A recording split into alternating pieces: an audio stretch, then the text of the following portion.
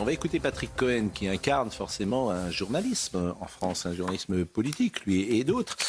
Il se réjouissait ce matin, en tout cas il justifiait la suppression de C8. Et la différence entre Patrick Cohen et moi, c'est que moi je ne me réjouirais pas si M. Cohen ne pouvait plus s'exprimer. Mais lui, manifestement, ne souhaite plus que Cyril Hanouna prenne la parole et que C8 soit à l'antenne. Écoutez ce qu'il disait sur France Inter, et je rappelle toujours, parce que c'est important, que France Inter est payée par vos impôts, alors que C8 est une chaîne privée.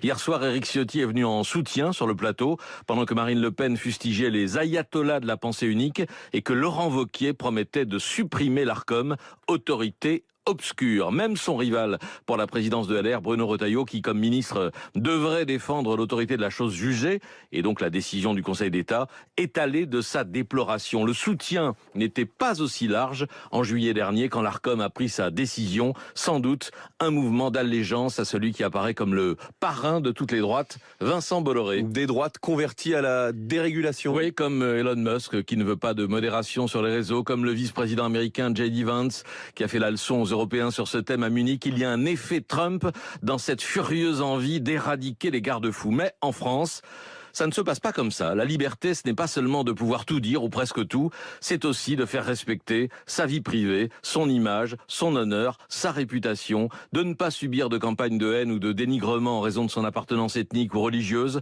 de recevoir une information honnête. Tout cela est codifié dans des conventions que les médias attributaires de fréquences d'État s'engagent à respecter et que le régulateur est chargé de contrôler. Avant de se voir privé de fréquences, C8 a subi 35 réprimandes, mises en garde, mises en demeure, sanctions pécuniaires, soit 35 feux rouges franchis avec autant d'avertissements et autant de récidives avant que l'Arcom ne décide un retrait de permis. Hier soir, Cyril Hanouna a conclu son émission par une longue tirade complotiste qui accusait, si on a bien compris, le secrétaire général de l'Élysée de mèche avec l'ancien président de l'Arcom d'avoir monté un dossier contre lui et son émission dans le dos d'Emmanuel Macron. Voilà qui résume assez bien ce que l'animateur n'a pas voulu voir et que les dirigeants du groupe Canal n'ont pas su lui faire comprendre. Ce n'est pas la liberté d'expression qui est bridée par l'arrêt de sa chaîne, c'est celle de propager n'importe quoi.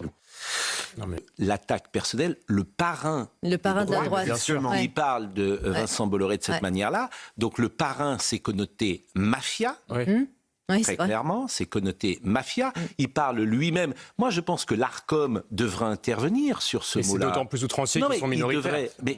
L'Arcom, en tout cas, pourrait. Parce que moi, je suis partagé parce que je suis pour la liberté d'expression à 100%. Au fond, il dit ce qu'il veut, monsieur Patrick Cohen.